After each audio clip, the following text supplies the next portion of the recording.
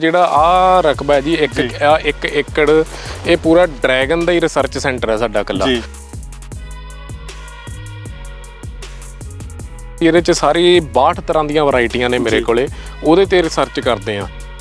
ਜਿਵੇਂ ਪੋਲੀਨੇਸ਼ਨ ਦਾ ਦੇਖਣਾ ਹੈ, ਫਿਰ ਗ੍ਰਾਫਟਿੰਗ ਦਾ, ਰੂਟ ਸਟਾਕ ਦਾ ਦੇਖਣਾ ਹੈ ਕਿ ਜੜ ਕਿਹੜੀ ਵਧੀਆ ਕਾਮਯਾਬ ਰਹੂਗੀ, ਕਿਹੜੀ ਵੈਰਾਈਟੀ ਕਮਰਸ਼ੀਅਲੀ ਵਾਇਬਲ ਹੈ, ਕਿਹੜੀ ਵੈਰਾਈਟੀ ਦਾ ਫਰੂਟ ਜ਼ਿਆਦਾ ਵਧੀਆ ਆਉਂਦਾ। ਪੂਰੇ ਭਾਰਤ ਦੇ ਵਿੱਚ ਜੇ ਗੱਲ ਕਰੀਏ ਤਾਂ ਤਕਰੀਬਨ ਕਿਸੇ ਕੋਲੇ ਸੀਗੀ ਨਹੀਂ ਉਦੋਂ ਯੈਲੋ ਵੈਰਾਈਟੀ ਦਾ ਕਿਸੇ ਨੂੰ ਪਤਾ ਵੀ ਨਹੀਂ ਸੀਗਾ ਤੇ ਉਦੋਂ ਮੈਂ ਥਾਈਲੈਂਡ ਤੇ USA ਤੋਂ ਕੁਝ ਪਲਾਂਟਸ ਇੰਪੋਰਟ ਕੀਤੇ ਸੀਗੇ। ਇੱਦਾਂ ਖੰਭਾ ਲੱਗਦਾ, ਨਾਲ ਬੂਟੇ ਲੱਗਦੇ, ਟਾਇਰ ਲੱਗਦਾ, ਉੱਤੇ ਆ ਕੇ ਕਨੋਪੀ ਬਣਦੀ ਹੈ। ਇਹ 4-5 ਸਾਲਾਂ ਬਾਅਦ ਇਹੋ ਜਿਹਾ ਬੂਟਾ ਤਿਆਰ ਹੋ ਜਾਂਦਾ। ਇਹ ਜਦੋਂ ਤਿਆਰ ਹੋਊਗਾ ਮੇਨ ਖਰਚਾ ਹੀ ਇਸੇ ਚੀਜ਼ ਦਾ। ਜ਼ਿਆਦਾ ਮੀਂਹ ਪੈ ਜਾਂਦਾ ਜਾਂ ਘੱਟ ਮੀਂਹ ਪੈਂਦਾ, ਇਸ ਚੀਜ਼ ਨੂੰ ਲੈ ਕੇ ਕੋਈ ਇਹਦੇ ਤੇ ਇਫੈਕਟ ਪੈਂਦਾ ਹੈ? ਨਹੀਂ, ਡਰੈਗਨ ਨੂੰ ਕੋਈ ਦਿੱਕਤ ਨਹੀਂ। ਜੇ ਆਪਾਂ ਮੈਂ ਹੋਰ ਬਾਗਾਂ ਦੀ ਗੱਲ ਕਰਾਂ, ਕਿੰਨੂ ਦੇ ਬਾਗ ਵਿੱਚ ਨੁਕਸਾਨ ਹੋ ਸਕਦਾ। ਜਿਵੇਂ ਹੁਣ ਇਸ ਟਾਈਮ ਫੁੱਲ ਪੈਣ ਦਾ ਟਾਈਮ ਸੀਗਾ, ਬਰਸਾਤਾਂ ਆ ਗਈਆਂ, ਕਈ ਜਗ੍ਹਾ ਫੁੱਲ ਝੜ ਗਿਆ, ਫਰੂਟ ਨਹੀਂ ਬਣਿਆ। ਜੋ ਅਸੀਂ ਮੰਡੀ ਤੋਂ ਮੈਂ ਸ਼ੁਰੂਆਤ ਕੀਤੀ ਸੀਗੀ 180 ਰੁਪਏ ਕਿਲੋ ਤੋਂ ਸ਼ੁਰੂਆਤ ਕੀਤੀ ਸੀ ਤੇ 220 ਰੁਪਏ ਕਿਲੋ ਤੱਕ ਵਿਕਦਾ। ਜੇਕਰ ਪੰਜਾਬ ਦੀ ਗੱਲ ਕਰੀਏ ਤਾਂ ਕਿਸਾਨਾਂ ਦਾ ਜਿਹੜਾ ਨਾਮ ਹੈ ਉਹ ਸਭ ਤੋਂ ਪਹਿਲਾਂ ਆਉਂਦਾ ਹੈ। ਉੱਥੇ ਹੀ ਕਿਸਾਨੀ ਦੇ ਵਿੱਚ ਜੇਕਰ ਗੱਲ ਕਰੀਏ ਤਾਂ ਪੰਜਾਬ ਦੇ ਵਿੱਚ ਜ਼ਿਆਦਾਤਰ ਜਿਹੜੀਆਂ ਫਸਲਾਂ ਨੇ ਉਹ ਕਣਕ, ਝੋਨਾ, ਮੱਕੀ ਜਾਂ ਫਿਰ ਕਮਾਦ ਦੀਆਂ ਜਿਹੜੀਆਂ ਫਸਲਾਂ ਜ਼ਿਆਦਾ ਬੀਜੀਆਂ ਜਾਂਦੀਆਂ ਨੇ। ਪਰ ਅੱਜ ਅਸੀਂ ਇੱਕ ਅਜਿਹੇ ਇਨਸਾਨ ਦੇ ਕੋਲ ਪਹੁੰਚੇ ਹਾਂ, ਇੱਕ ਅਜਿਹੇ ਕਿਸਾਨ ਦੇ ਕੋਲ ਪਹੁੰਚੇ ਹਾਂ ਜਿਹੜਾ ਕਿਸਾਨ ਵੱਖੋ ਵੱਖਰੀ ਤਰ੍ਹਾਂ ਦੀ ਜਿਹੜੀ ਖੇਤੀ ਕਰਦਾ ਹੈ, ਜਿਨ੍ਹਾਂ ਦੇ ਵਿੱਚ ਡਰੈਗਨ ਫਰੂਟ ਦੀ ਖੇਤੀ ਵੀ ਕੀਤੀ ਜਾਂਦੀ ਹੈ ਤੇ ਡਰੈਗਨ ਫਰੂਟ ਦੀਆਂ ਵੱਖੋ ਵੱਖਰੀਆਂ ਕਿਸਮਾਂ ਜਿਹੜੀਆਂ ਤੁਸੀਂ ਅੱਜ ਤੱਕ ਸ਼ਾਇਦ ਸੁਣਿਆ ਵੀ ਨਾ ਹੋਣ, ਉਹਨਾਂ ਦੀ ਖੇਤੀ ਕੀਤੀ ਜਾਂਦੀ ਹੈ। ਪੰਜਾਬ ਦੇ ਵਿੱਚ ਇਹ ਖੇਤੀ ਹੋ ਰਹੀ ਹੈ ਔਰ ਡਰੈਗਨ ਫਰੂਟ ਦੇ ਨਾਲ ਨਾਲ 300 ਅਲੱਗ ਤਰ੍ਹਾਂ ਦੀਆਂ ਵੈਰਾਈਟੀਆਂ ਨੇ ਜਿਹੜੀਆਂ ਫਲ ਫਰੂਟ ਦੀਆਂ, ਉਹ ਵੀ ਇਸ ਫਾਰਮ ਦੇ ਉੱਤੇ ਲਗਾਈਆਂ ਗਈਆਂ ਨੇ। ਜੇਕਰ ਕਹੀਏ ਕਿ ਮਿੰਨੀ ਰਿਸਰਚ ਸੈਂਟਰ ਦੇ ਉੱਤੇ ਪਹੁੰਚੇ ਆ ਤਾਂ ਸ਼ਾਇਦ ਇਹ ਵੀ ਗਲਤ ਨਹੀਂ ਹੋਵੇਗਾ। ਮੇਰੇ ਪਿੱਛੇ ਤੁਹਾਨੂੰ ਡਰੈਗਨ ਫਰੂਟ ਦੇ ਜਿਹੜੇ ਬੂਟੇ ਆ ਉਹ ਇੱਥੇ ਨਜ਼ਰ ਆ ਰਹੇ ਹੋਣਗੇ। ਵੱਡੀ ਗਿਣਤੀ ਦੇ ਵਿੱਚ ਜਿਹੜੀ ਡਰੈਗਨ ਫਰੂਟ ਦੀ ਜਿਹੜੀ ਖੇਤੀ ਇੱਥੇ ਕੀਤੀ ਜਾ ਰਹੀ ਹੈ। ਇੱਕ ਵੱਡਾ ਰਕਬਾ ਜਿਹੜਾ ਡਰੈਗਨ ਫਰੂਟ ਦੀ ਖੇਤੀ ਦਾ ਇਹ ਤੁਹਾਨੂੰ ਨਜ਼ਰ ਆ ਰਿਹਾ ਹੋਏਗਾ ਤਸਵੀਰਾਂ ਦੇ ਵਿੱਚ। ਤਾਂ ਆਪਾਂ ਜਿਹੜੇ ਕਿਸਾਨ ਨੇ ਜੋ ਇਹ ਖੇਤੀ ਕਰ ਰਹੇ ਨੇ ਉਹਨਾਂ ਨਾਲ ਵੀ ਗੱਲਬਾਤ ਕਰ ਲੈਂਦੇ ਆ। ਤਾਂ ਮੇਰੇ ਨਾਲ ਐਡਵੋਕੇਟ ਜਸਪ੍ਰੀਤ ਸਿੰਘ ਜੀ ਨੇ, ਆਪਾਂ ਉਹਨਾਂ ਨਾਲ ਗੱਲਬਾਤ ਕਰ ਲੈਂਦੇ ਆ। ਵੀਰੇ ਸਭ ਤੋਂ ਪਹਿਲਾਂ ਸਵਾਗਤ ਹੈ ਜੀ ਤੁਹਾਡਾ। ਜੀ ਸਤਿ ਸ਼੍ਰੀ ਅਕਾਲ ਜੀ ਆਇਆਂ ਨੂੰ ਜੀ। ਤਾਂ ਵੀਰੇ ਜਿਸ ਤਰੀਕੇ ਨਾਲ ਮੈਂ ਜ਼ਿਕਰ ਕੀਤਾ ਕਿ ਮਿੰਨੀ ਰਿਸਰਚ ਸੈਂਟਰ ਮੈਂ ਕਿਹਾ ਵਾ, ਔਰ ਮੈਨੂੰ ਲੱਗਦਾ ਇਹ ਸ਼ਬਦ ਸ਼ਾਇਦ ਗਲਤ ਨਹੀਂ ਹੋਏਗਾ ਕਿਉਂਕਿ ਜਿੰਨੀਆਂ ਤੁਸੀਂ ਵੈਰਾਈਟੀਆਂ ਇੱਥੇ ਰੱਖੀਆਂ ਹੋਈਆਂ, ਜਿੰਨੀਆਂ ਵੈਰਾਈਟੀਆਂ ਦੀ ਖੇਤੀ ਇੱਥੇ ਕਰ ਰਹੇ ਹੋ, ਤਾਂ ਪੰਜਾਬ ਦੇ ਵਿੱਚ ਸ਼ਾਇਦ ਅਜਿਹੀ ਜਿਹੜੀ ਕਿਸਮ ਆਪਾਂ ਨੂੰ ਕਿਤੇ ਨਾ ਮਿਲੇ। ਔਰ ਪੰਜਾਬ ਵੀ ਛੱਡੋ, ਮੇਰੇ ਖਿਆਲ ਨਾਲ ਪੂਰੇ ਭਾਰਤ ਦੇ ਵਿੱਚ ਸ਼ਾਇਦ ਇਦਾਂ ਦੀ ਕਿਸਮਾਂ ਜਿਹੜੀ ਆਪਾਂ ਨੂੰ ਨਹੀਂ ਦੇਖਣ ਨੂੰ ਮਿਲਣਗੀਆਂ। ਨਹੀਂ ਬਿਲਕੁਲ ਜੀ। ਇਹ ਐਕਚੁਅਲੀ ਜਿਹੜਾ ਆ ਰਕਬਾ ਹੈ ਜੀ ਇੱਕ ਏਕੜ, ਇਹ ਪੂਰਾ ਡਰੈਗਨ ਦਾ ਹੀ ਰਿਸਰਚ ਸੈਂਟਰ ਹੈ ਸਾਡਾ ਇਕੱਲਾ। ਇਹ ਤਕਰੀਬਨ ਜਿੰਨਾ ਆ 1 ਏਕੜ ਦਾ ਰਕਬਾ, ਇਹ ਅਸੀਂ ਇਹਦੇ 'ਚ ਸਾਰੀ 62 ਤਰ੍ਹਾਂ ਦੀਆਂ ਵੈਰਾਈਟੀਆਂ ਨੇ ਮੇਰੇ ਕੋਲੇ, ਉਹਦੇ ਤੇ ਰਿਸਰਚ ਕਰਦੇ ਆ ਕਿ ਜਿਵੇਂ ਪੋਲੀਨੇਸ਼ਨ ਦਾ ਦੇਖਣਾ ਹੈ, ਫਿਰ ਗ੍ਰਾਫਟਿੰਗ ਦਾ, ਰੂਟ ਸਟਾਕ ਦਾ ਦੇਖਣਾ ਹੈ ਕਿ ਜੜ ਕਿਹੜੀ ਵਧੀਆ ਕਾਮਯਾਬ ਰਹੂਗੀ, ਕਿਹੜੀ ਵੈਰਾਈਟੀ ਕਮਰਸ਼ੀਅਲੀ ਵਾਇਬਲ ਹੈ, ਕਿਹੜੀ ਵੈਰਾਈਟੀ ਦਾ ਫਰੂਟ ਜ਼ਿਆਦਾ ਵਧੀਆ ਆਉਂਦਾ। ਉਸ ਤਰੀਕੇ ਨਾਲ ਇਹ ਸਾਰੀ ਵੈਰਾਈਟੀਆਂ ਦਾ ਰਿਸਰਚ ਕਰਦੇ ਹਾਂ ਅਸੀਂ। ਡਰੈਗਨ ਦਾ ਤੁਸੀਂ ਜ਼ਿਕਰ ਕੀਤਾ ਕਿ 62 ਤਰੀਕੇ ਦੇ ਜਿਹੜੇ ਫਰੂਟ ਆ ਡਰੈਗਨ ਦੀ ਖੇਤੀ ਆ ਜਿਹੜੀ ਤੁਸੀਂ ਕਰਦੇ ਹੋ, ਤਾਂ ਕੋਈ ਅਜਿਹੀ ਜਿਹੜੀ ਕਿਸਮ ਕੋਈ ਇੱਕ ਅੱਧੀ ਹੈ ਜਿਹੜੀ ਪੰਜਾਬ ਦੇ ਵਿੱਚ ਸ਼ੁਰੂ ਤੁਸੀਂ ਕੀਤੀ ਹੈ ਜਾਂ ਪੂਰੇ ਭਾਰਤ ਦੇ ਵਿੱਚ ਤੁਸੀਂ ਸ਼ੁਰੂ ਕੀਤੀ ਹੈ? ਜਿਹੜੀ ਜੀ ਯੈਲੋ ਵੈਰਾਈਟੀ, ਇਜ਼ਰਾਈਲੀ ਯੈਲੋ ਵੈਰਾਈਟੀ ਹੈ ਤੇ ਇੱਕ ਪਲੋਰਾ ਵੈਰਾਈਟੀ ਹੈ। ਇਹ 2 ਕਿਸਮਾਂ ਨੇ। ਇਹਨਾਂ ਦਾ ਤਕਰੀਬਨ ਮੈਂ 2017 ਦੇ ਵਿੱਚ ਇੰਪੋਰਟ ਕੀਤੇ ਸੀਗੇ ਪਲਾਂਟ। ਯੈਲੋ ਵੈਰਾਈਟੀ ਬਹੁਤ ਰੇਅਰ ਸੀਗੀ ਪੰਜਾਬ ਦੇ ਵਿੱਚ, ਤਾਂ ਉਦੋਂ ਬਹੁਤ ਮੁਸ਼ਕਿਲ ਛੱਡੋ, ਮਤਲਬ ਪੂਰੇ ਭਾਰਤ ਦੇ ਵਿੱਚ ਜੇ ਗੱਲ ਕਰੀਏ ਤਾਂ ਤਕਰੀਬਨ ਕਿਸੇ ਕੋਲੇ ਸੀਗੀ ਨਹੀਂ ਉਦੋਂ ਯੈਲੋ ਵੈਰਾਈਟੀ ਦਾ ਕਿਸੇ ਨੂੰ ਪਤਾ ਵੀ ਨਹੀਂ ਸੀਗਾ ਤੇ ਉਦੋਂ ਮੈਂ ਥਾਈਲੈਂਡ ਤੇ USA ਤੋਂ ਕੁਝ ਪਲਾਂਟਸ ਇੰਪੋਰਟ ਕੀਤੇ ਸੀਗੇ ਤੇ ਉਹਨਾਂ ਤੋਂ ਫਿਰ ਮਲਟੀਪਲਾਈ ਕਰਕੇ, ਪ੍ਰੋਪਗੇਟ ਕਰਕੇ, ਫਿਰ ਵਧਾ ਕੇ ਫਿਰ ਆਪਣੇ ਬਾਗ ਚ ਲਾਇਆ, ਤਾਂ ਹੁਣ ਵਧੀਆ ਫਰੂਟ ਆ ਰਿਹਾ ਇਸ ਟਾਈਮ ਉਹਨਾਂ ਨੂੰ। ਤਾਂ ਵੀਰੇ ਜੇਕਰ ਡਰੈਗਨ ਫਰੂਟ ਦਾ ਇਹ ਜ਼ਿਕਰ ਕਰਾਂ, ਇੱਥੇ ਇਹ ਕਾਫੀ ਮਹਿੰਗੀ ਖੇਤੀ ਦੱਸਿਆ ਜਾਂਦਾ ਕਿ ਡਰੈਗਨ ਫਰੂਟ ਦੀ ਜਿਹੜੀ ਖੇਤੀ ਆਪਾਂ ਜੇਕਰ ਸ਼ੁਰੂ ਕਰਨਾ ਕੰਮ, ਬਾਕੀ ਫਸਲਾਂ ਦੇ ਮੁਕਾਬਲੇ ਇਹਦੇ ਤੇ ਖਰਚਾ ਵੀ ਜ਼ਿਆਦਾ ਆਉਂਦਾ ਵਾ। ਤਾਂ ਕਿੰਨਾ ਕੁ ਖਰਚਾ ਆਉਂਦਾ ਜਦੋਂ ਪਹਿਲੀ ਵਾਰ ਕਿਸੇ ਕਿਸਾਨ ਨੇ ਇਹ ਖੇਤੀ ਸ਼ੁਰੂ ਕਰਨੀ ਆ, ਤਾਂ ਉਹਦੇ ਲਈ ਕਿੰਨਾ ਕੁ ਖਰਚਾ ਆਪਾਂ ਮੰਨ ਕੇ ਚੱਲੀਏ ਕਿ ਇੰਨਾ ਖਰਚਾ 1 ਏਕੜ ਦਾ ਜਾਂ 1 ਬਿੱਗੇ ਦਾ ਵੀ ਇੰਨਾ ਕੁ ਖਰਚਾ ਆਏਗਾ? ਤੇ ਫਿਰ ਉਸ ਤੋਂ ਬਾਅਦ ਜੇ ਨਫਾ ਜਿਹੜਾ ਆਪਾਂ ਲੈਣਾ, ਮੁਨਾਫਾ ਜਿਹੜਾ ਲੈਣਾ ਵਾ, ਉਹ ਕਦੋਂ ਤੱਕ ਮਿਲ ਸਕਦਾ ਵਾ? ਇਹਦਾ ਜੀ ਜਿਹੜਾ ਮੇਨ ਇਹਦਾ ਖਰਚਾ ਜੀ ਸੀਮੈਂਟ ਦੇ, ਜਿਵੇਂ ਤੁਸੀਂ ਆ ਖੰਭੇ ਦੇਖਦੇ ਪਏ ਹੋ, ਜਾਂ ਜਿਵੇਂ ਇਹ ਖੰਭਾ ਲੱਗਿਆ, ਖੰਭੇ ਦੇ ਦੁਆਲੇ 4 ਬੂਟੇ ਲੱਗਦੇ ਆ ਤੇ ਉੱਪਰ ਆ ਗਿਆ ਅਸੀਂ ਟਾਇਰ ਲਾਇਆ ਹੋਇਆ। ਜਿਵੇਂ ਕਿਸੇ ਹਲਕੇ ਆ ਖੰਭਾ ਦੇਖੋਗੇ ਤਾਂ ਤੁਸੀਂ ਨਾਲ ਦੇ ਖੰਭੇ ਤੇ ਐਦਾਂ ਖੰਭਾ ਲੱਗਦਾ, ਨਾਲ ਬੂਟੇ ਲੱਗਦੇ, ਟਾਇਰ ਲੱਗਦਾ, ਉੱਤੇ ਆ ਕੇ ਕਨੋਪੀ ਬਣਦੀ ਆ। ਇਹ 4-5 ਸਾਲਾਂ ਬਾਅਦ ਇਹੋ ਜਿਹਾ ਬੂਟਾ ਤਿਆਰ ਹੋ ਜਾਂਦਾ। ਇਹ ਜਦੋਂ ਤਿਆਰ ਹੋਊਗਾ, ਮੇਨ ਖਰਚਾ ਹੀ ਇਸੇ ਚੀਜ਼ ਦਾ। ਇਹ ਜਿਹੜਾ ਇਨੀਸ਼ੀਅਲ ਇਨਵੈਸਟਮੈਂਟ ਜੇ ਇਕੱਲਾ ਖੰਭਿਆਂ ਦੀ ਗੱਲ ਕਰੀਏ ਤਾਂ ਮੇਰੇ ਹਿਸਾਬ ਨਾਲ 4-4.5 ਲੱਖ ਰੁਪਇਆ ਮਤਲਬ ਖਰਚਾ ਇਨੀਸ਼ੀਅਲ ਇਨਵੈਸਟਮੈਂਟ ਆ ਜਾਂਦੀ ਹੈ। ਜੇ ਬੂਟੇ ਬਾਟੇ, ਲੇਬਰ, ਖਾਦਾਂ, ਸਾਰਾ ਕੁਝ A to Z ਆਪਾਂ 1 ਸਾਲ ਦਾ ਖਰਚਾ ਕੱਢਣਾ ਤਾਂ ਪਹਿਲੇ ਸਾਲ ਦਾ ਜਿਹੜਾ ਖਰਚਾ 7 ਲੱਖ ਆਊਗਾ ਤੁਹਾਡਾ। ਤਾਂ 7 ਲੱਖ ਖਰਚਾ 1 ਸਾਲ ਦਾ। ਫਿਰ ਉਸ ਤੋਂ ਬਾਅਦ ਜਿਹੜਾ ਮੁਨਾਫਾ, ਹਰ ਬੰਦਾ ਚਾਹੁੰਦਾ ਵਾ ਕਿ ਜਲਦੀ ਨਾ ਸ਼ਾਰਟ ਦੇ ਵਿੱਚ ਪੈਸੇ ਆਉਣੇ ਸ਼ੁਰੂ ਹੋ ਜਾਣ, ਹਰ ਇੱਕ ਦੀ ਇਹੀ ਡਿਮਾਂਡ ਹੁੰਦੀ ਹੈ। ਤਾਂ ਕਦੋਂ ਕੁ ਤੱਕ ਫਿਰ ਮੁਨਾਫਾ ਜਿਹੜਾ ਮਿਲਣਾ ਸ਼ੁਰੂ ਹੋ ਸਕਦਾ ਤੇ ਕਿੰਨਾ ਕੁ ਮਿਲ ਸਕਦਾ? ਇਹਦਾ ਮੁਨਾਫਾ ਜੀ, ਆਪਾਂ ਵੈਸੇ ਤਾਂ ਇਹਨੂੰ ਫਰੂਟ ਲਾਏ, ਜੇ ਆਪਾਂ ਬੂਟਾ ਲਾਉਨੇ ਆ ਫਲਾਵਰਿੰਗ ਸੀਜ਼ਨ ਦੇ ਵਿੱਚ ਜੀ ਉਦੋਂ ਹੀ ਫਰੂਟ ਚੱਕ ਲੈਂਦਾ। ਤੇ ਪਰ ਇਹਦੇ ਵਿੱਚ ਇਹ ਹੈ ਕਿ ਆਪਾਂ ਸਾਲ 1.5 ਸਾਲ ਬਾਅਦ ਰੱਖੀਦਾ ਕਿ 1.5 ਸਾਲ ਬਾਅਦ ਇਹਨੂੰ ਫਰੂਟ ਲੈਣਾ। ਤੇ ਪਹਿਲੇ ਸਾਲ ਕੁਝ ਫਰੂਟ ਆਊਗਾ, ਉਹ ਕਮਰਸ਼ੀਅਲੀ ਆਪਾਂ ਇਹ ਨਹੀਂ ਕਹਿ ਸਕਦੇ ਕਿ ਆਪਾਂ ਬਹੁਤ ਮੁਨਾਫਾ ਦੇ ਜਾਊਗਾ। ਦੂਜੇ ਸਾਲ ਤੋਂ ਥੋੜਾ ਜਿਹਾ ਵੇਚਣ ਲਾਇਕ ਹੋ ਜਾਂਦਾ ਹੈ। ਤੀਜੇ ਸਾਲ ਤੇ ਚੌਥੇ ਸਾਲ ਬਹੁਤ ਸੋਹਣੀ ਫਰੂਟਿੰਗ ਹੋ ਜਾਂਦੀ ਹੈ। ਜੇ ਆਪਾਂ ਅੱਜ ਗੱਲ ਕਰੀਏ, ਜੋ ਅੱਜ ਦਾ ਮਾਰਕੀਟ ਦਾ ਰੇਟ ਹੈ, ਜੋ ਅੱਜ ਦਾ ਮਾਰਕੀਟ ਰੇਟ ਹੈ, ਜੇ ਅੱਜ ਤੋਂ 4 ਸਾਲ ਪਹਿਲਾਂ ਬਾਗ ਲੱਗਿਆ ਹੋਊਗਾ ਤਾਂ ਵਧੀਆ 6-7 ਲੱਖ ਰੁਪਇਆ ਪ੍ਰੋਫਿਟ ਬਣਦਾ ਬੰਦੇ ਨੂੰ।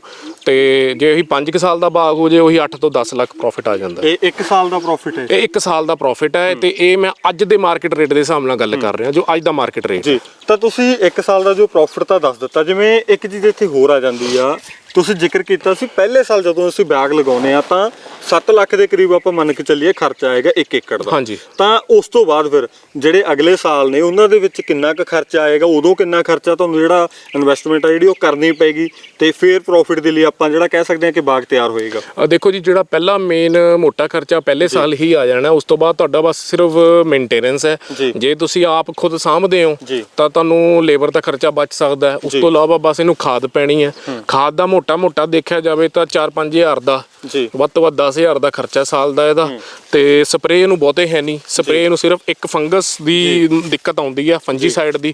ਉਹ ਤੁਸੀਂ ਜੋ ਆਰਗੈਨਿਕ ਆਪਣੇ ਹੈਗਾ ਨੀਲਾ ਥੋਥਾ ਤੇ ਚੂਨਾ, ਜਿਹਨੂੰ ਬੋਡੋ ਮਿਕਸਚਰ ਕਹਿ ਦਿੰਦੇ ਆਪਾਂ, ਉਹ ਸਪਰੇਅ ਹੋਣਾ। ਉਹ ਸਾਲ ਦੇ ਵਿੱਚ 2 ਸਪਰੇਅ ਨੇ, ਇੱਕ ਸਰਦੀਆਂ ਤੋਂ ਪਹਿਲਾਂ, ਇੱਕ ਬਰਸਾਤਾਂ ਤੋਂ ਪਹਿਲਾਂ। ਉਹ ਪ੍ਰੀਵੈਂਟਿਵ ਸਪਰੇਅ ਨੇ।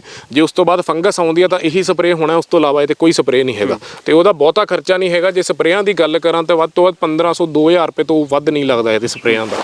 ਕਹਿਣ ਦਾ ਭਾਵ ਜਿਵੇਂ ਬਾਕੀ ਦੀਆਂ ਫਸਲਾਂ ਨੇ, ਕਣਕ ਜਾਂ ਝੋਨਾ ਲਾ ਲਈਏ ਆਪਾਂ, ਉਹਨਾਂ ਦੇ ਉੱਤੇ ਕਾਫੀ ਜ਼ਿਆਦਾ ਜਿਹੜੀਆਂ ਸਪਰੇਅ ਆਪਾਂ ਨੂੰ ਕਰਨੀਆਂ ਪੈਂਦੀਆਂ ਨੇ। ਜੇਕਰ ਕੋਈ ਬਿਮਾਰੀ ਆ ਜਾਂਦੀ ਹੈ ਤਾਂ ਫਿਰ ਖਰਚਾ ਹੋਰ ਵੀ ਵੱਧ ਜਾਂਦਾ ਵਾ ਉਹਨਾਂ ਚੀਜ਼ਾਂ ਦੇ। ਤਾਂ ਇਹਦੇ ਉੱਤੇ ਇੱਕ ਕਹਿ ਸਕਦੇ ਆ ਕਿ ਜਿਹੜੀਆਂ ਲਿਮਟਿਡ ਨੇ ਸਪਰੇਹਾਂ ਵੀ ਜਿਹੜੀਆਂ ਹੋਣੀਆਂ ਉਹ ਲਿਮਟਿਡ ਹੋਣੀਆਂ ਨੇ, ਜ਼ਿਆਦਾ ਨਹੀਂ ਹੋਣੀਆਂ।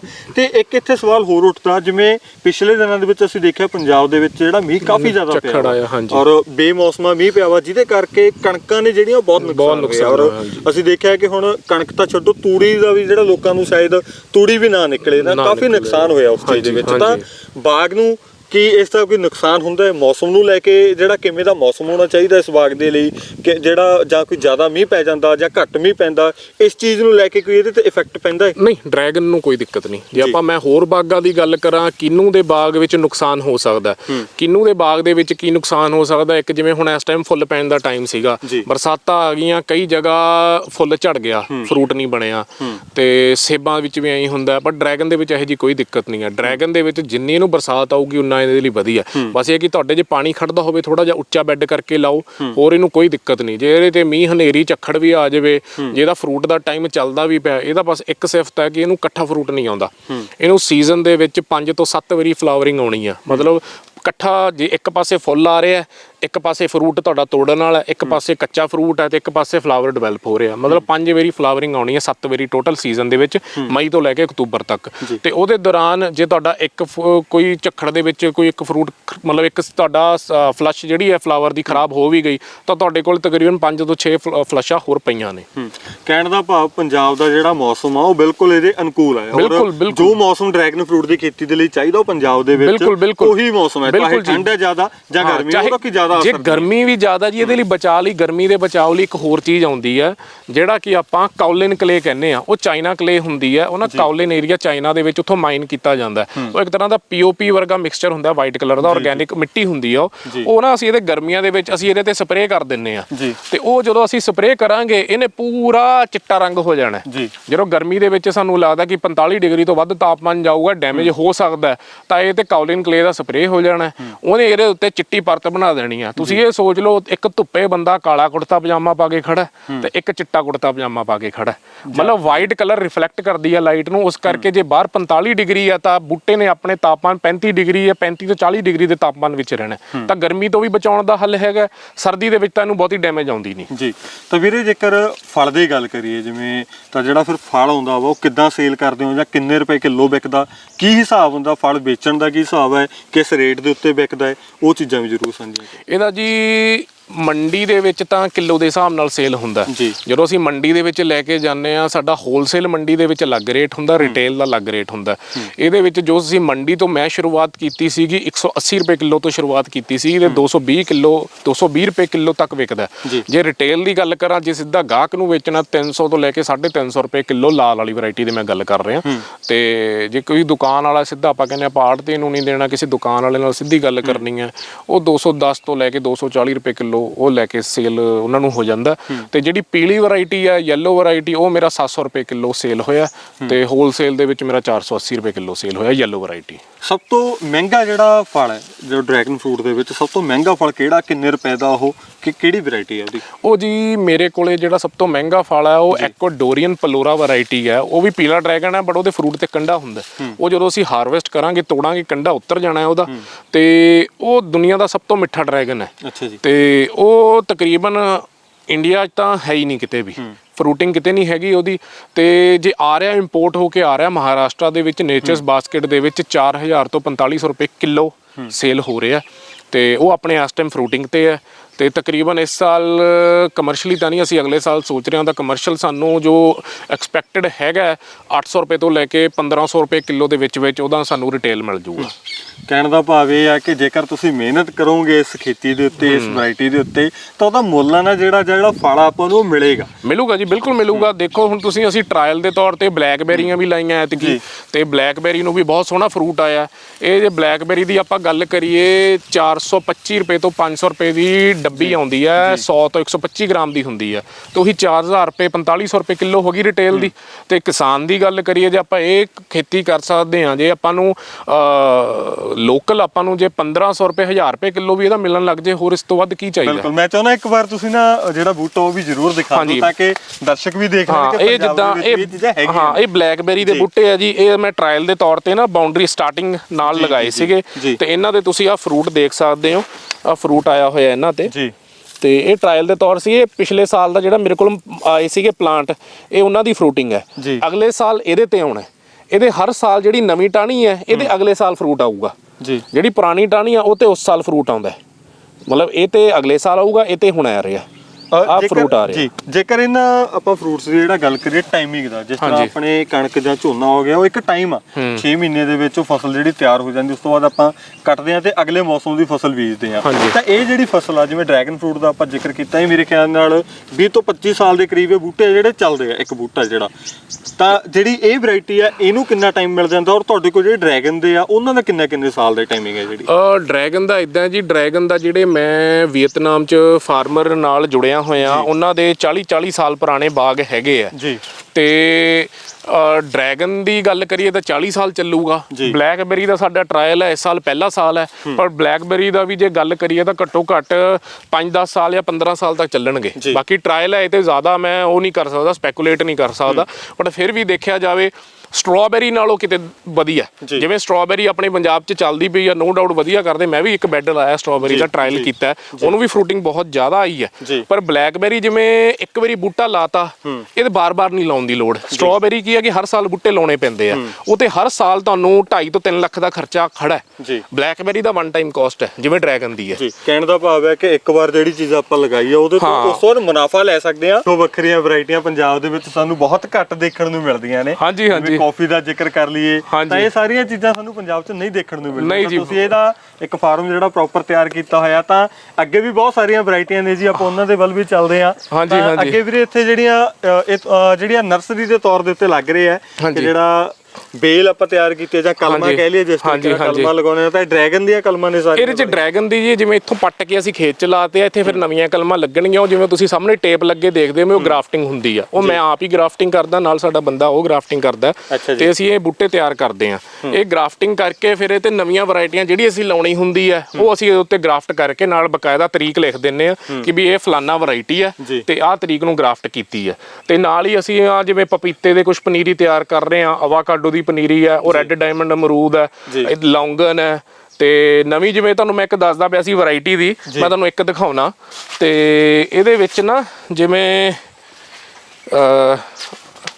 ਆਹ ਚੀਜ਼ ਹੈ, ਆਹ ਡਰੈਗਨ ਦੇ ਆ ਜਿਵੇਂ ਬੀ ਨੇ, ਜੇ ਅਸੀਂ ਇਹ ਡਰੈਗਨ ਦੇ ਦੋ ਵੈਰਾਈਟੀਆਂ ਨੂੰ ਸਿਲੈਕਟ ਕਰਕੇ, ਡਰੈਗਨ ਦੀਆਂ ਨਾ ਦੋ ਵੈਰਾਈਟੀਆਂ ਨੂੰ ਸਿਲੈਕਟ ਕਰਕੇ, ਜਿਵੇਂ ਉਹਨਾਂ ਦਾ ਮਦਰ ਤੇ ਫਾਦਰ ਸਿਲੈਕਟ ਕਰਦੇ ਆ, ਯੈਲੋ ਵੈਰਾਈਟੀ ਤੇ ਰੈੱਡ ਵੈਰਾਈਟੀ ਨੂੰ ਕ੍ਰਾਸ ਪੋਲੀਨੇਟ ਕਰਕੇ ਤੇ ਉਹਨਾਂ ਦਾ ਜਿਹੜਾ ਫਰੂਟ ਹੋਇਆ ਉਹਦੇ ਸੀਡਸ ਨੂੰ ਗਰੋ ਕਰਕੇ ਡਰੈਗਨ ਦੇ ਜਿਵੇਂ ਪੱਪ ਕਹਿ ਲਓ, ਬੱਚੇ ਕਹਿ ਲਓ, ਉਹ ਤਿਆਰ ਕੀਤੇ ਆ।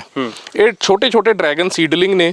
ਜੇ ਇਹਨਾਂ ਤੋਂ ਫਰੂਟ ਲੈਣਾ ਤਾਂ ਤਕਰੀਬਨ 6 ਸਾਲ ਲੱਗੂਗਾ। ਮਤਲਬ ਜੇ ਵੈਰਾਈਟੀ ਤਿਆਰ ਕਰਨੀ ਹੈ ਤਾਂ ਮੈਨੂੰ 6-7 ਸਾਲ ਬਾਅਦ ਪਤਾ ਲੱਗੂਗਾ ਕਿ ਕਿਹੜੀ ਵੈਰਾਈਟੀ ਹੈ ਔਰ ਇਹਦੇ ਚੋਂ ਕਿੰਨਾ ਕੁ ਆਪਾਂ ਨੂੰ ਬੈਨੀਫਿਟ ਮਿਲ ਸਕਦਾ। ਕਿਹੜੀ ਵੈਰਾਈਟੀ ਕਮਰਸ਼ੀਅਲੀ, ਪਰ ਇਹਨੂੰ ਗ੍ਰਾਫਟਿੰਗ ਕਰਕੇ ਅਸੀਂ 2 ਸਾਲ ਦੇ ਵਿੱਚ ਲਿਆਵਾਂਗੇ, ਪਤਾ ਕਰ ਲੂਗਾ ਕਿ ਇਹਦੇ ਚ ਸਾਡੀ ਵੈਰਾਈਟੀ ਸਹੀ ਤਿਆਰ ਹੁੰਦੀ ਹੈ ਕਿ ਨਹੀਂ ਹੁੰਦੀ। ਕਹਿਣ ਦਾ ਭਾਵ ਹੈ ਕਿ ਪਹਿਲਾਂ ਇੱਕ ਵਾਰ ਤੁਹਾਨੂੰ ਵੀ ਅੱਗੇ ਜਿਹੜਾ ਚੈੱਕ ਕਰਵਾਉਣਾ ਪਏਗਾ, ਜਿਹੜੇ ਰਿਸਰਚ ਸੈਂਟਰ ਨੇ ਉੱਥੇ ਜਾ ਕੇ ਜਾਂ ਗੱਲਬਾਤ ਕਰਨੀ ਪਏਗੀ। ਉਸ ਤੋਂ ਬਾਅਦ ਤੁਹਾਨੂੰ ਕਨਫਰਮ ਹੋ ਸਕਦਾ ਕਿ ਹਾਂ ਜਿਹੜੀ ਵੈਰਾਈਟੀ ਤਿਆਰ ਕੀਤੀ ਗਈ ਆ ਉਹ ਕਦੋਂ ਕੁ ਤੁਹਾਨੂੰ ਮੁਨਾਫਾ ਦੇ ਸਕਦੇ ਆ ਜਾਂ ਕੀ ਮੁਨਾਫਾ ਮਿਲੇਗਾ ਵੀ ਜਾਂ ਨਹੀਂ। ਬਿਲਕੁਲ, ਆ ਬਾਕੀ ਸਾਰੀਆਂ ਅਲੱਗ-ਅਲੱਗ ਵੈਰਾਈਟੀਆਂ ਡਰੈਗਨ ਦੀਆਂ ਇਹ ਸੈਂਪਲ ਦੇ ਤੌਰ ਤੇ ਰੱਖ ਲੀਆਂ ਨੇ ਕਿ ਇੱਥੇ ਜੇ ਕਿਸੇ ਨੇ ਦੇਖਣੀਆਂ ਹੋਣ ਤਾਂ ਇੱਕ ਇੱਥੇ ਰੱਖਿਆ ਹੋਇਆ। ਜਿਵੇਂ ਅਲੱਗ-ਅਲੱਗ ਜਿਵੇਂ ਮੈਕ ਡਰੈਗਨ ਹੈ, ਬੇਬੀ ਸਿਰਾਡੋ ਹੈ, ਵੈਰੀਗੇਟਡ ਯੈਲੋ ਹੈ। ਆਹ ਵੈਰੀਗੇਟਡ ਯੈਲੋ ਹੈ ਜਿਹੜਾ, ਇਹਦਾ ਪੱਤਾ ਹੀ ਪੀਲਾ ਹੁੰਦਾ। ਅੱਛਾ ਜੀ। ਜਿਹੜਾ ਇਹਦਾ ਟਾਹਣੀ ਆਉਣੀ ਆ ਪੂਰੀ ਪੀਲੀ ਹੀ ਰਹਿਣੀ ਹੈ, ਜਿਵੇਂ ਬਾਕੀ ਹਰਾ ਹੁੰਦਾ ਨਾ, ਇਹ ਪੀਲਾ ਹੀ ਰਹੂਗਾ। ਤੇ ਕੋਲੰਬੀਅਨ ਯੈਲੋ ਹੈ, ਗੋਡਜ਼ਿਲਾ, ਟ੍ਰੀਸ਼ੀਆ, ਮਤਲਬ ਕਾਫੀ ਹੈ। ਤੇ ਵੀਰੇ ਜੇਕਰ ਡਰੈਗਨ ਦੇ ਜਿਹੜੀਆਂ ਕਲਮਾਂ ਨੇ, ਜੇਕਰ ਆਪਾਂ ਪਨੀਰੀ ਦੀ ਗੱਲ ਕਰੀਏ, ਇਹ ਪਨੀਰੀ ਆ, ਇਹਦਾ ਕੀ ਰੇਟ ਹੁੰਦਾ? ਕੋਈ ਨਵਾਂ ਮੰਨ ਲਓ ਮੁੰਡਾ ਕੋਈ ਜਾਂ ਕਿਸਾਨ ਕੋਈ ਇਸ ਖੇਤੀ ਦੇ ਵੱਲ ਆਉਣਾ ਚਾਹੁੰਦਾ ਹੋਵੇ ਤਾਂ ਇਹਦਾ ਜਿਹੜਾ ਖਰਚਾ, ਜਿਵੇਂ ਆਪਾਂ ਪਹਿਲਾਂ ਜ਼ਿਕਰ ਕੀਤਾ ਸੀਗਾ ਕਿ 7 ਲੱਖ ਦਾ ਕਰੀਬ ਇੱਕ ਏਕੜ ਦਾ ਜਿਹੜਾ ਖਰਚਾ ਆਉਂਦਾ। ਮੰਨ ਲਓ ਕੋਈ ਸ਼ਾਰਟ ਤੌਰ ਦੇ ਉੱਤੇ ਜਿਹੜਾ ਅਪਣਾ ਕੇ ਦੇਖਣਾ ਚਾਹੁੰਦਾ ਵਾ, ਕੋਈ ਘੱਟ ਏਰੀਏ ਦੇ ਵਿੱਚ, ਘੱਟ ਰਕਬੇ ਦੇ ਵਿੱਚ ਸ਼ੁਰੂ ਕਰਨਾ ਚਾਹੁੰਦਾ, ਤਾਂ ਪਨੀਰੀ ਆ ਜਿਹੜੀ, ਇਹਦਾ ਕਿੰਨਾ ਕੁ ਖਰਚਾ ਆਉਂਦਾ? ਇਹਦਾ ਅਲੱਗ-ਅਲੱਗ ਵੈਰਾਈਟੀ ਦੇ ਹਿਸਾਬ ਨਾਲ ਹੁੰਦਾ ਜੀ, ਪਰ ਜਿਹੜਾ ਅਸੀਂ ਸੁਜੈਸਟ ਕਰਦੇ ਹਾਂ ਜੇ ਕਿਸੇ ਨੇ ਕਮਰਸ਼ੀਅਲੀ ਹਜੇ ਲਾਉਣਾ ਤਾਂ ਉਹ ਪਹਿਲਾਂ ਲਾਲ, ਜਿਹੜਾ ਅੰਦਰੋਂ ਲਾਲ ਹੈ ਉਹ ਲਾਉਣ, ਤੇ ਉਹਦਾ ਤਕਰੀਬਨ 40 ਤੋਂ 50 ਰੁਪਏ ਬੂਟੇ ਦਾ ਰੇਟ ਹੈ, ਜਿਹੜਾ ਕਿ 4-5 ਸਾਲ ਪੁਰਾਣੇ ਬੂਟੇ ਤੋਂ ਲਿਆ ਹੋਇਆ। ਤੁਸੀਂ ਸੇਬ ਦਾ ਜ਼ਿਕਰ ਕੀਤਾ ਵੀਰੇ, ਤਾਂ ਸੇਬ ਦੀ ਵੈਰਾਈਟੀ ਹੈ ਜਿਹੜੀ ਉਹ ਪੰਜਾਬ ਦੇ ਵਿੱਚ ਕਿੰਨੀ ਕੁ ਕਾਮਯਾਬ ਹੈ? ਸੇਬ ਵਧੀਆ ਕਾਮਯਾਬ ਹੈ ਜੀ। ਇਹ ਲੋ ਚਿਲਿੰਗ ਵੈਰਾਈਟੀ ਹੈ, ਜਿਹੜਾ ਕਿ ਆਪਣਾ ਇਜ਼ਰਾਈਲ ਦੀ ਡਿਵੈਲਪ ਕੀਤੀਆਂ ਹੋਈਆਂ ਨੇ। ਇਹ ਮਾਫ ਕਰਿਓ, ਥੋੜਾ ਜਿਹਾ ਜੰਗਲ ਜ਼ਿਆਦਾ ਬਣਿਆ ਹੋਇਆ, ਇਹ ਥੋੜੀ ਬਰਸਾਤਾਂ ਹੋ ਗਈਆਂ ਸੀ, ਘਾਹ ਬਹੁਤ ਵੱਧ ਗਿਆ, ਤੇ ਐਤਕੀ ਅਸੀਂ ਸੇਬਾਂ ਦੀ ਨਾ ਪ੍ਰੂਨਿੰਗ ਕਰਾਈ ਹੈ ਜੀ, ਤੇ ਐਤਕੀ ਫਲ ਨਹੀਂ ਲੈਣਾ ਇਹਨਾਂ ਤੋਂ ਅਸੀਂ, ਫਿਰ ਵੀ ਕੁਝ ਬੂਟਿਆਂ ਤੋਂ ਫਲ ਲੈ ਲਿਆ ਜੀ। ਜਿਵੇਂ ਆਹ ਬੂਟਾ ਜੀ, ਜਿਵੇਂ ਆਹ ਤੁਸੀਂ ਦੇਖ ਸਕਦੇ ਹੋ ਜੀ, ਕਿਉਂਕਿ ਸਾਡੇ ਜ਼ਿਆਦਾ ਹੋ ਗਏ ਸੀਗੇ ਤੇ ਅਸੀਂ ਪ੍ਰੂਨਿੰਗ ਕਰਾਤੀ ਸੀਗੀ। ਬਾਕੀ ਆਹ ਕੁਝ ਬੂਟੇ ਤੋਂ ਅਸੀਂ ਸੇਬ ਰੱਖ ਲਿਆ, ਜਿਵੇਂ ਘਰ ਜੋਗਾ ਖਾਣਾ ਹੁੰਦਾ। ਤੇ ਆਹ ਤੁਸੀਂ ਸੇਬ ਦੇਖ ਸਕਦੇ ਹੋ, ਸੇਬ ਇਹ 골ਡਨ ਡੋਰਸਟ ਵੈਰਾਈਟੀ ਆ। ਅੱਛਾ ਜੀ। ਤੇ ਸੇਬ ਬਹੁਤ ਸੋਹਣਾ ਲੱਗਦਾ, ਮਤਲਬ ਭਰ ਕੇ ਗੁੱਛੇ ਲੱਗਦੇ ਆ। ਟੇਸਟ ਦਾ ਵੀ ਜੇਕਰ ਗੱਲ ਕਰੀਏ, ਜਿਸ ਤਰੀਕੇ ਨਾਲ ਬਾਕੀ ਆਪਾਂ ਮਾਰਕੀਟ ਦੇ ਵਿੱਚੋਂ ਲੈ ਕੇ ਆਉਂਦੇ ਆ, ਉਹਦੇ ਨਾਲ ਟੇਸਟ ਦਾ ਕੀ ਫਰਕ ਹੁੰਦਾ? ਇਹ ਜੂਸੀ ਤੇ ਕ੍ਰਿਸਪੀ ਆ। ਜਿਵੇਂ ਆਪਾਂ ਇੰਪੋਰਟਡ ਸੇਬ ਖਾਂਦੇ ਆ ਨਾ, ਉਹ ਜਿਹੜਾ ਵਾਸ਼ਿੰਗਟਨ ਦਾ ਹੁੰਦਾ ਰੈੱਡ ਡਿਲੀਸ਼ੀਅਸ, ਬਿਲਕੁਲ ਉਹਦੇ ਵਰਗਾ ਸਵਾਦ ਹੈ। ਜੂਸੀ ਹੈ, ਕ੍ਰਿਸਪੀ ਹੈ, ਜੂਸ ਦੇ ਲਈ ਵੀ ਤੁਸੀਂ ਵਰਤ ਸਕਦੇ ਹੋ, ਐਜ਼ ਆ ਫਰੈਸ਼ ਖਾ ਸਕਦੇ ਹੋ। ਮਤਲਬ ਤੁਹਾਨੂੰ ਇਹ ਨਹੀਂ ਲੱਗੂਗਾ ਕਿ ਤੁਸੀਂ ਕੁਛ ਮਤਲਬ ਬਕਬਕਾ ਜਿਹਾ ਸੇਬ ਖਾ ਰਹੇ ਹੋ, ਮਤਲਬ ਬਹੁਤ ਕਰੰਚੀ ਜਿਹਾ ਵਧੀਆ ਟੇਸਟ ਹੈ। ਤਾਂ ਬਿਲਕੁਲ ਜੀ, ਵੱਖੋ ਵੱਖਰੀਆਂ ਕਿਸਮਾਂ ਦੇਖਣ ਨੂੰ ਮਿਲਣੀਆਂ ਵੀਰੇ। ਇਸ ਤੋਂ ਇਲਾਵਾ ਵੀ ਕੋਈ ਅਜਿਹੀ ਚੀਜ਼ ਹੈ ਜਿਹੜੀ ਹੋਰ ਵੀ ਤੁਸੀਂ ਕੋਈ ਲੁਕੋ ਕੇ ਰੱਖੀ ਹੋਵੇ, ਨਾ ਪਤਾ ਹੋਵੇ ਉਸ ਚੀਜ਼ ਦੇ ਬਾਰੇ, ਜਾਂ ਲੋਕਾਂ ਨੂੰ ਵੀ ਉਸ ਚੀਜ਼ ਦੇ ਬਾਰੇ ਨਾ ਨੌਲੇਜ ਹੋਵੇ, ਕੁਛ ਇਦਾਂ ਦਾ ਵੀ ਹੈ ਇੱਥੇ? ਹਾਂ, ਇੱਕ ਸੁਰੀਨਾਮ ਚੈਰੀ ਹੈਗੀ ਆ, ਉਹ ਤੁਹਾਨੂੰ ਦਿਖਾ ਦਿੰਦਾ। ਆ ਜਾਓ। ਇਹ ਆ ਭਾਜੀ ਸੁਰੀਨਾਮ ਚੈਰੀ ਜੀ, ਤੇ ਤੁਸੀਂ ਆਹ ਦੇਖੋ, ਆਹ ਇਹਨੂੰ ਫਰੂਟਿੰਗ ਹੋ ਰਹੀ ਹੈ, ਇਹ ਚੈਰੀ ਲੱਗ ਰਹੀ ਹੈ। ਇਹ ਸਾਊਥ ਇੰਡੀਆ ਤੋਂ ਮੰਗਾਇਆ ਸੀਗਾ। ਅੱਛਾ ਜੀ। ਤੇ ਇਹ ਤਕਰੀਬਨ 5 ਸਾਲ ਪਹਿਲਾਂ ਲਾਇਆ ਸੀਗਾ, ਮਤਲਬ ਇੰਨਾ ਕੁ ਬੂਟਾ ਹੀ ਆਇਆ ਸੀ ਛੋਟਾ ਜਿਹਾ, 5-6 ਇੰਚ ਦਾ। ਤੇ ਹੁਣ ਇਸ ਟਾਈਮ ਆ ਚੈਰੀ ਲੱਗ ਰਹੀ ਹੈ। ਇਹ ਵੀ ਬਹੁਤ ਵਧੀਆ ਹੁੰਦੀ ਹੈ ਚੈਰੀ ਅੱਛਾ ਜੀ। ਤੇ ਕਾਫੀ ਡਿਮਾਂਡਿੰਗ ਹੈ। ਆਨਲਾਈਨ ਇਹਦਾ ਪਹਿਲੀ ਗੱਲ ਤਾਂ ਬੂਟਾ ਮਿਲਦਾ ਨਹੀਂ, ਜੇ ਮਿਲਦਾ ਬਹੁਤ ਹੀ ਮਹਿੰਗਾ ਦਿੰਦੇ ਆ। ਕੀ ਰੇਟ ਕੀ ਹੈ ਵੀਰੇ ਇਸ ਚੀਜ਼ ਦਾ? ਇਹ ਜਦੋਂ ਮੈਂ ਬੂਟਾ ਇਹਦਾ ਲਿਆ ਸੀ ਮੈਨੂੰ ਤਾਂ ਤਕਰੀਬਨ ਬਾਕੀ ਬੂਟਿਆਂ ਦੇ ਨਾਲ ਆਇਆ ਸੀ, ਮੈਨੂੰ ਤਾਂ 300-400 ਰੁਪਏ ਦਾ ਹੀ ਬੂਟਾ ਮਿਲਿਆ ਸੀਗਾ, ਪਰ ਆਨਲਾਈਨ ਕਈ ਨਰਸਰੀਆਂ ਇਹਨੂੰ 3-3000 ਰੁਪਏ ਦਾ ਪਲਾਂਟ ਸੇਲ ਕਰ ਰਹੇ ਆ ਇਹਦਾ। ਤਾਂ ਫਰਕ ਹੈ ਜਿਹੜਾ ਮੈਨੂੰ ਲੱਗਦਾ ਜ਼ਮੀਨ ਅਸਮਾਨ ਤੋਂ ਵੀ ਜ਼ਿਆਦਾ ਹੈ। ਹਾਂਜੀ, ਇੰਨਾ ਜ਼ਿਆਦਾ ਫਰਕ। ਹਾਂ, ਮੈਨੂੰ ਇਹ ਸੀਗਾ ਮੇਰੇ ਫਿਰ ਇਕੱਠੇ ਬੂਟੇ ਆਉਣੇ ਸੀ ਬਲਕ 'ਚ, ਉਹ ਫਿਰ ਗੱਡੀ ਵਿੱਚ ਆਉਣੇ ਸੀਗੇ। ਜਿਹੜੇ ਪ੍ਰਾਈਵੇਟ ਨਰਸਰੀ ਵਾਲੇ ਆ ਉਹ ਇੱਕ ਦਾ ਬੂਟਾ ਨਰਸਰੀ ਕੋਰੀਅਰ ਰਾਹੀਂ ਭੇਜ ਦਿਓ, ਫਿਰ ਮਹਿੰਗਾ ਵੇਚਦੇ ਆ।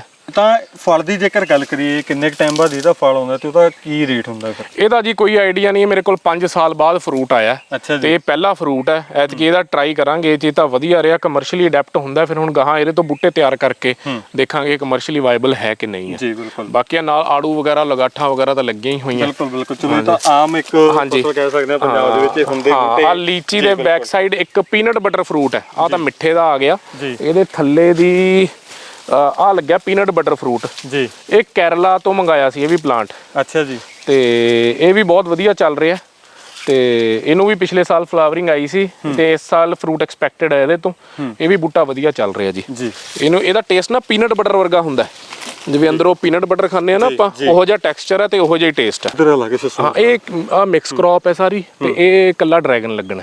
ਇਹ ਟ੍ਰੈਲਿਸ ਸਿਸਟਮ ਕਹਿੰਦੇ ਆ। ਇਹਦੇ ਵਿੱਚ ਜਿਵੇਂ ਆਪਣੇ ਕੋਲ ਜਗ੍ਹਾ ਜਿਹੜੀ ਵਿਚਾਲੇ ਬਚਦੀ ਉੱਥੇ ਆਪਾਂ ਹੋਰ ਵੀ ਚੀਜ਼ਾਂ ਉਹਦੇ ਲਾ ਸਕਦੇ, ਜਿਵੇਂ ਐਤਕੀ ਸਾਡਾ ਹਲਦੀ ਲੱਗ ਸਕਦੀ ਆ, ਜਿਵੇਂ ਐਤਕੀ ਅਸੀਂ ਸਟ੍ਰਾਬੇਰੀ ਦਾ ਟ੍ਰਾਇਲ ਕੀਤਾ ਤੇ ਜੇ ਸਟ੍ਰਾਬੇਰੀ ਸਾਡੀ ਮੇਰੀ ਵਧੀਆ ਰਹੀ ਹੈ ਐਤਕੀ, ਤੇ ਇਸ ਸਾਲ ਹੁਣ ਸਤੰਬਰ ਦੇ ਵਿੱਚ ਅਕਤੂਬਰ ਦੇ ਵਿੱਚ ਇੰਪਲੀਮੈਂਟ ਕਰਾਂਗੇ।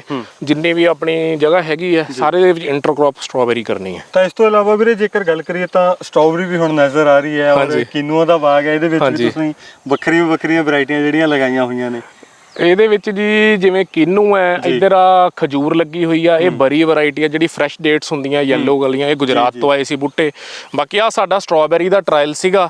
ਇਹਦਾ ਟ੍ਰਾਇਲ ਅਸੀਂ ਤਾਂ ਕੀਤਾ ਸੀਗਾ, ਸਾਨੂੰ ਇਹ ਸੀਗਾ ਕਿ ਜੇ ਕਾਮਯਾਬ ਰਹਿੰਦਾ ਤਾਂ ਅਸੀਂ ਡਰੈਗਨ ਦੇ ਵਿੱਚ ਇਹਦੀ ਇੰਟਰਕਲਟੀਵੇਸ਼ਨ ਕਰ ਲਈਏ ਕਿ ਡਰੈਗਨ ਦੇ ਵਿੱਚ ਜਿਹੜੀ ਜਗ੍ਹਾ ਵਿਹਲੀ ਪਈ ਹੈ, ਹਾਂਜੀ, ਕਿਉਂਕਿ ਅਕਤੂਬਰ ਦੇ ਨਵੰਬਰ ਦੇ ਵਿੱਚ ਡਰੈਗਨ ਨੇ ਖਤਮ ਹੋ ਜਾਣਾ ਤੇ ਅਕਤੂਬਰ ਦੇ ਵਿੱਚ ਸਟ੍ਰਾਬੇਰੀ ਲੱਗ ਜਾਣੀ, ਨਵੰਬਰ ਚੋਂ ਸਟ੍ਰਾਬੇਰੀ ਸ਼ੁਰੂ ਹੋ ਜਾਣੀ ਹੈ। ਤਾਂ ਅਪ੍ਰੈਲ ਤੱਕ ਸਟ੍ਰਾਬੇਰੀ ਚੱਲਣੀ ਹੈ, ਫਿਰ ਮਈ ਜੂਨ ਚ ਡਰੈਗਨ ਫਿਰ ਸ਼ੁਰੂ ਹੋ ਜਾਣਾ। ਇਹਦੀ ਜਿਹੜਾ ਟਾਈਮਿੰਗ ਆ ਉਹ ਕਿੰਨੇ ਮੰਥ ਦੀ ਇਹਦੀ ਟਾਈਮਿੰਗ ਰਹਿੰਦੀ ਆ, ਕਦੋਂ ਇਹ ਲੱਗਦੀ ਆ ਤੇ ਕਦੋਂ ਕਹਿ ਸਕਦੇ ਆ ਕਿ ਇਹਦੀ ਫਸਲ ਆ ਜਿਹੜੀ ਉਹ ਕਟਾਈ ਵਾਲਾ ਸਮਾਂ ਹੁੰਦਾ ਜਾਂ ਤੁੜਾਈ ਦਾ ਸਮਾਂ? ਹਾਂਜੀ, ਸਟ੍ਰਾਬੇਰੀ ਜੀ ਜਦੋਂ ਆਪਾਂ ਲਾਉਨੇ ਆ ਸਤੰਬਰ ਦੇ ਮਿਡ ਚ ਲੱਗਦੀ ਆ ਜਾਂ ਅਕਤੂਬਰ ਦੇ ਪਹਿਲੇ ਹਫਤੇ। ਲਾਉਣ ਤੋਂ 60 ਦਿਨਾਂ ਬਾਅਦ ਇਹਦੀ ਪਹਿਲੀ ਤੁੜਾਈ ਚਾਲੂ ਹੋ ਜਾਂਦੀ ਆ ਤੇ ਇਹਦੀ ਤੁੜਾਈ ਜਿਹੜੀ ਹੁਣ ਤੁਸੀਂ ਦੇਖਦੇ ਪਏ ਹੋ ਆਪਣਾ ਅਪ੍ਰੈਲ ਚੱਲਦਾ ਪਿਆ ਤੇ ਅਪ੍ਰੈਲ ਦੇ ਐਂਡ ਤੱਕ ਇਹਦੀ ਪ੍ਰੋਡਕਸ਼ਨ ਆਉਣੀ ਹੈ। ਜਿਵੇਂ ਜਿਵੇਂ ਟਾਈਮ ਨੇੜੇ ਆਉਂਦਾ ਜਾਂਦਾ ਗਰਮੀ ਵੱਧ ਹੋ ਜਾਂਦੀ, ਉਵੇਂ ਜਲਦੀ ਖਰਾਬ ਹੋਣ ਲੱਗ ਜਾਂਦੀ ਹੈ। ਇਸ ਲਈ ਇਹ ਜ਼ਿਆਦਾ ਜਿੰਨੀ ਸਟਾਰਟਿੰਗ 'ਚ ਆ ਜਾਵੇ ਉਨਾ ਸੋਹਣਾ ਰੇਟ ਦੇ ਜਾਂਦੀ ਹੈ। ਮੌਸਮ ਦਾ ਜਿਹੜਾ ਇਹਦੇ ਉੱਤੇ ਕਿੰਨਾ ਕੁ ਅਸਰ ਪੈਂਦਾ, ਜਿਵੇਂ ਜ਼ਿਆਦਾ ਮੀਂਹ ਪੈਂਦਾ ਵਾ ਜਾਂ ਜ਼ਿਆਦਾ ਗਰਮੀ ਦਾ ਤੁਸੀਂ ਜ਼ਿਕਰ ਕੀਤਾ, ਤਾਂ ਠੰਡ ਦੇ ਵਿੱਚ ਵੀ ਕੋਈ ਇਹਦਾ ਧਿਆਨ ਰੱਖਣਾ ਪੈਂਦਾ? ਠੰਡ ਦੇ ਵਿੱਚ ਇਹਦੇ 'ਚ ਜੀ ਇੱਕ ਲੋ ਟਨਲ ਬਣਦੀ ਹੈ, ਜਿਵੇਂ ਆ ਤੁਸੀਂ ਦੇਖ ਰਹੇ ਹੋ ਅਸੀਂ ਬਾਂਸ ਲਾਇਆ ਹੋਇਆ ਤੇ ਧਾਗੇ ਲਾਏ ਹੋਏ ਆ, ਇਹਦੇ ਤੇ ਲੋ ਟਨਲ ਬਣ ਜਾਂਦਾ, ਲਿਫਾਫਾ ਪੈ ਜਾਂਦਾ ਜਾਂ ਕੱਪੜਾ ਪੈ ਜਾਂਦਾ ਜਿਹੜਾ ਕਿ ਇਹਨੂੰ ਸਰਦੀਆਂ 'ਚ ਅਸੀਂ ਰਾਤ ਨੂੰ ਢੱਕ ਦਿੰਦੇ ਆ, ਦਿਨੇ ਖੋਲ ਦਿੰਦੇ ਆ। ਗਰਮੀਆਂ ਦੇ ਵਿੱਚ ਸਾਨੂੰ ਕੋਈ ਦਿੱਕਤ ਨਹੀਂ ਪੈਂਦੀ, ਬਸ ਆ ਚਿੜੀਆਂ ਚੁੜੀਆਂ ਤੋਂ ਬਚਾਉਣ ਲਈ ਆ ਨੈੱਟ ਪਾਉਣਾ ਪੈਂਦਾ ਤੇ ਆ ਨੈੱਟ ਅਸੀਂ ਪਾਇਆ ਹੋਇਆ। ਬਾਕੀ ਤੁਸੀਂ ਦੇਖੋ ਸਟ੍ਰਾਬੇਰੀ ਤਾਂ ਬਹੁਤ ਸੋਹਣੀ ਹੁੰਦੀ ਹੈ ਜੀ। ਤਾਂ ਵੀਰੇ ਇੱਕ ਵੱਖਰੀ ਕਿਸਮ ਦੀਆਂ ਜਿਹੜੀਆਂ ਸਾਨੂੰ ਇੱਥੇ ਚੀਜ਼ਾਂ ਦੇਖਣ ਨੂੰ ਮਿਲੀਆਂ ਨੇ ਔਰ ਪੰਜਾਬ ਦੇ ਵਿੱਚ ਜਾਂ ਪੂਰੇ ਭਾਰਤ ਦੇ ਵਿੱਚ ਵੀ ਮੈਂ ਪਹਿਲਾਂ ਵੀ ਜ਼ਿਕਰ ਕੀਤਾ ਕਿ ਇੱਕੋ ਜਗ੍ਹਾ ਦੇ ਉੱਤੇ ਇੰਨੀਆਂ ਸਾਰੀਆਂ ਵੈਰਾਈਟੀਆਂ ਜਿਹੜੀਆਂ ਅਕਸਰ ਸਾਨੂੰ ਦੇਖਣ ਨੂੰ ਨਹੀਂ ਮਿਲਦੀਆਂ ਨੇ। ਤੇ ਜਾਂਦੇ ਜਾਂਦੇ ਮੈਂ ਇੱਕ ਚੀਜ਼ ਹੋਰ ਪੁੱਛਣੀ ਚਾਹੁੰਦਾ, ਜਿਹੜਾ ਨੌਜਵਾਨ ਕੋਈ ਇਸ ਵੀਡੀਓ ਨੂੰ ਦੇਖ ਰਿਹਾ ਹੋਏਗਾ, ਕੋਈ ਕਿਸਾਨ ਦੇਖ ਰਿਹਾ ਹੋਏਗਾ ਜਿਹੜੇ ਝੋਨੇ ਤੋਂ ਜਾਂ ਫਿਰ ਹੋਰ ਜਿਹੜੀਆਂ ਆਪਣੀਆਂ ਫਸਲਾਂ ਨੇ ਜਿਹੜੀਆਂ ਅਸੀਂ ਇੱਕ ਪੱਕੇ ਤੌਰ ਦੇ ਉੱਤੇ ਕਹਿ ਸਕਦੇ ਹਾਂ ਜਿਨ੍ਹਾਂ ਦੀ ਖੇਤੀ ਕਰਦੇ ਹਾਂ, ਉਹਨਾਂ ਤੋਂ ਇਹਨਾਂ ਚੀਜ਼ਾਂ ਦੇ ਵੱਲ ਆਉਣਾ ਚਾਹੁੰਦਾ ਹੋਵੇ ਤਾਂ ਉਹ ਕਿੰਨਾ ਕੁ ਟਾਈਮ ਮੰਨ ਕੇ ਚੱਲੇ ਕਿ ਇੰਨਾ ਕੁ ਖਰਚਾ ਆਏਗਾ ਤਾਂ ਟਾਈਮ ਕਿੰਨਾ ਕੁ ਲੱਗੇਗਾ, ਔਰ ਜੇਕਰ ਉਹਨਾਂ ਦੇ ਲਈ ਕੋਈ ਤੁਹਾਡਾ ਮੈਸੇਜ ਹੋਵੇ ਕਿ ਹਾਂ ਕੰਮ ਸ਼ੁਰੂ ਕਰਨ ਤੋਂ ਪਹਿਲਾਂ ਕਿਸ ਚੀਜ਼ ਦਾ ਧਿਆਨ ਰੱਖਣਾ ਚਾਹੀਦਾ ਵਾ, ਕੋਈ ਮੈਸੇਜ ਤੁਹਾਡਾ ਨੌਜਵਾਨਾਂ ਤੋਂ? ਮੇਰਾ ਤਾਂ ਇਹੀ ਹੈ ਜੀ, ਆਪਣੇ ਲੋਕਲ ਬਾਗਬਾਨੀ ਅਫਸਰ ਨਾਲ ਮਿਲੋ ਤੇ ਉਹਨਾਂ ਨਾਲ ਮਿਲ ਕੇ ਤਾਲਮੇਲ ਬਣਾ ਕੇ ਥੋੜਾ ਜਿਹਾ ਕੰਮ ਸ਼ੁਰੂ ਕਰੋ। ਮੈਂ ਨਹੀਂ ਕਹਿੰਦਾ ਸੇਬ ਲਾਓ, ਮੈਂ ਨਹੀਂ ਕਹਿੰਦਾ ਡਰੈਗਨ ਲਾਓ, ਮੈਂ ਨਹੀਂ ਕਹਿੰਦਾ ਸਟ੍ਰਾਬੇਰੀ ਲਾਓ। ਨਾਖਾਂ ਚੱਲਦੀਆਂ, ਆੜੂ ਚੱਲਦਾ, ਉਹਨਾਂ ਦਾ ਸੋਹਣਾ ਠੇਕਾ ਮਿਲਦਾ। ਜੇ ਉਹਨਾਂ ਦਾ ਵੀ ਆਪਾਂ ਲਾ ਲਈਏ ਬਾਗ ਤਾਂ ਉਹਨਾਂ ਦਾ ਵੀ 3-3 ਲੱਖ ਰੁਪਇਆ 2.5 ਲੱਖ ਰੁਪਇਆ ਠੇਕਾ ਮਿਲੀ ਜਾਂਦਾ। ਕਣਕ ਝੋਨੇ ਨਾਲੋਂ 100 ਦਰਜੇ ਵਧੀਆ, ਉਹ ਲਾਉਣਾ ਚਾਹੀਦਾ ਮੇਰੇ ਹਿਸਾਬ ਨਾਲ। ਤਾਂ ਵੀਰੇ ਲਾਸਟ ਸਵਾਲ ਮਾਫ ਕਰਨਾ, ਮੈਂ ਇੱਕ ਹੋਰ ਪੁੱਛ ਰਿਹਾ। ਇੱਕ ਚੀਜ਼ ਮੈਂ ਦਰਸ਼ਕਾਂ ਨੂੰ ਇੱਥੇ ਖਾਸ ਦੱਸਣੀ ਚਾਹੁੰਦਾ ਵੀਰ ਐਡਵੋਕੇਟ ਨੇ, ਤਾਂ ਵੀਰੇ ਤੁਸੀਂ ਵਕੀਲ ਹੋ, ਹਾਂਜੀ। ਵਕੀਲ ਹੋ ਕੇ ਨਾਲ ਨਾਲ ਖੇਤੀ ਕਰ ਰਹੇ ਹੋ। ਅਕਸਰ ਅਸੀਂ ਦੇਖਿਆ ਜਿਹੜਾ ਬੰਦਾ ਜੌਬ ਕਰਦਾ ਨਾ ਉਹ ਕਹਿੰਦਾ ਵਾ ਕਿ ਖੇਤੀ ਨਹੀਂ ਕਰਨੀ, ਤੇ ਬਹੁਤ ਘੱਟ ਇਦਾਂ ਦੀਆਂ ਜਿਹੜੀਆਂ ਐਗਜ਼ਾਮਪਲਾਂ ਨੇ ਜਿਨ੍ਹਾਂ ਦੇ ਵਿੱਚ ਇਸ ਤਰੀਕੇ ਦਾ ਜਿਹੜਾ ਬੰਦਾ ਆਪਾਂ ਨੂੰ ਜੌਬ ਵਾਲਾ ਬੰਦਾ ਖੇਤੀ ਦੇ ਵਿੱਚ ਦੇਖੇ, ਤਾਂ ਉਹ ਵੀ ਪੈਸ਼ਨ ਨਾਲ ਨਾਲ ਚੱਲ ਰਿਹਾ ਵਾ, ਇੱਧਰ ਵੀ ਕੰਮ ਕਰ ਰਹੇ ਹੋ। ਤਾਂ ਇਹ ਚੀਜ਼ਾਂ ਕਿਵੇਂ ਮੈਨੇਜ ਕਰਦੇ ਹੋ, ਤੇ ਫਿਰ ਸ਼ੌਂਕ ਕਿਹੜਾ ਵਾ ਜ਼ਿਆਦਾਤਰ ਇਹਨਾਂ ਮੇਰਾ ਸ਼ੌਂਕ ਤਾਂ ਜੀ ਖੇਤੀ ਦਾ ਹੀ ਹੈ। ਸ਼ੁਰੂ ਤੋਂ ਸ਼ੌਂਕ ਫਰੂਟ ਪਲਾਂਟਸ ਦਾ ਰਿਹਾ, ਤੇ ਉਸ ਕਰਕੇ ਵਕਾਲਤ ਦੇ ਵਿੱਚੋਂ ਫਿਰ ਟਾਈਮ ਕੱਢਦੇ ਸੀ ਵੀਕਐਂਡ ਤੇ ਜਾਂ ਛੁੱਟੀ ਵਾਲੇ ਦਿਨ ਜਾਂ ਸ਼ਾਮ ਨੂੰ ਬਾਗ 'ਚ ਆਉਂਦੇ ਸੀਗੇ। ਤੇ ਹੁਣ ਥੋੜਾ ਜਿਹਾ ਜ਼ਿਆਦਾ ਟਾਈਮ ਬਾਗ 'ਚ ਲੱਗ ਰਿਹਾ, ਇਸ ਕਰਕੇ ਹੁਣ ਸੋਚਦੇ ਪਏ ਆ ਕਿ ਸ਼ਾਇਦ ਵਕਾਲਤ ਛੱਡ ਕੇ ਪੂਰੀ ਟਾਈਮ ਫੁੱਲ ਟਾਈਮ ਖੇਤੀ 'ਚ ਹੀ ਆ ਜਾਈਏ। ਪਰ ਫਿਰ ਵੀ ਜੇ ਪ੍ਰੈਫਰੈਂਸ ਜੇ ਕਹੋਗੇ ਤਾਂ ਮੇਰੀ ਪਹਿਲੀ ਪ੍ਰੈਫਰੈਂਸ ਖੇਤੀ ਨੂੰ ਹੈ, ਕਿਉਂਕਿ ਜੇ ਖੇਤੀ ਨਹੀਂ ਹੈਗੀ ਤਾਂ ਫਿਰ ਇਨਸਾਨ ਦੀ ਹੋਂਦ ਹੀ ਹੈ ਨਹੀਂ ਜੀ। ਬਿਲਕੁਲ ਜੀ, ਔਰ ਇਹ ਚੀਜ਼ ਮੈਂ ਇਸ ਕਰਕੇ ਪੁੱਛਿਆ ਕਿਉਂਕਿ ਦਰਸ਼ਕਾਂ ਦੇ ਮਨਾਂ ਦੇ ਵਿੱਚ ਬਹੁਤ ਸਾਰੇ ਸਵਾਲ ਉੱਠਣਗੇ ਕਿ ਇੰਨੀਆਂ ਚੀਜ਼ਾਂ ਬੰਦਾ ਖੇਤੀ ਕਰ ਰਿਹਾ ਨਾ, ਕਿ ਇਸ ਦੇ ਵਿੱਚ ਕੀ ਸੱਚਾਈ ਹੈ ਜਾਂ ਕੀ ਨਹੀਂ, ਬਹੁਤ ਸਾਰੀਆਂ ਚੀਜ਼ਾਂ ਸਵਾਲ, ਕਿਉਂਕਿ ਅਕਸਰ ਅਸੀਂ ਦੇਖਦੇ ਹਾਂ ਕੋਈ ਵੀ ਕੰਮ ਸ਼ੁਰੂ ਕਰਨਾ ਤਾਂ ਸਵਾਲ ਪਹਿਲਾਂ ਆ ਜਾਂਦੇ ਆ ਨਾ, ਤਾਂ ਇਸੇ ਕਰਕੇ ਮੈਂ ਇਹ ਚੀਜ਼ ਤੁਹਾਡੇ ਤੋਂ ਕਨਫਰਮ ਕਰਨੀ ਚਾਹੁੰਦਾ ਸੀ ਕਿ ਹਾਂ ਵਾਕਿਆ ਇਹ ਚੀਜ਼ ਹੈ ਜਾਂ ਨਹੀਂ। ਤਾਂ ਉਮੀਦ ਕਰਦੇ ਹਾਂ ਜੀ ਤੁਹਾਨੂੰ ਵੀ ਇਹ ਗੱਲਾਂ ਬਾਤਾਂ ਚੰਗੀਆਂ ਲੱਗੀਆਂ ਹੋਣਗੀਆਂ, ਔਰ ਵੀਰ ਦੇ ਵੱਲੋਂ ਬਹੁਤ ਵਧੀਆ ਜਾਣਕਾਰੀ ਵੀ ਸਾਂਝੀ ਕੀਤੀ ਗਈ ਆ। ਵੱਖੋ ਵੱਖਰੀਆਂ ਕਿਸਮ ਦੇ ਜਿਹੜੀਆਂ ਵੈਰਾਈਟੀਆਂ ਇੱਥੇ ਦੇਖਣ ਨੂੰ ਸਾਨੂੰ ਮਿਲੀਆਂ ਨੇ। ਜੇਕਰ ਕਿ ਤੁਹਾਡਾ ਸੁਝਾਅ ਹੈ ਤਾਂ ਕਮੈਂਟ ਬਾਕਸ ਵਿੱਚ ਜ਼ਰੂਰ ਸਾਂਝਾ ਕਰਨਾ। ਸਹਿਯੋਗੀ ਸਾਥੀ ਅਮਨਦੀਪ ਸਿੰਘ ਦੇ ਨਾਲ ਸੁਖਦਲੇ।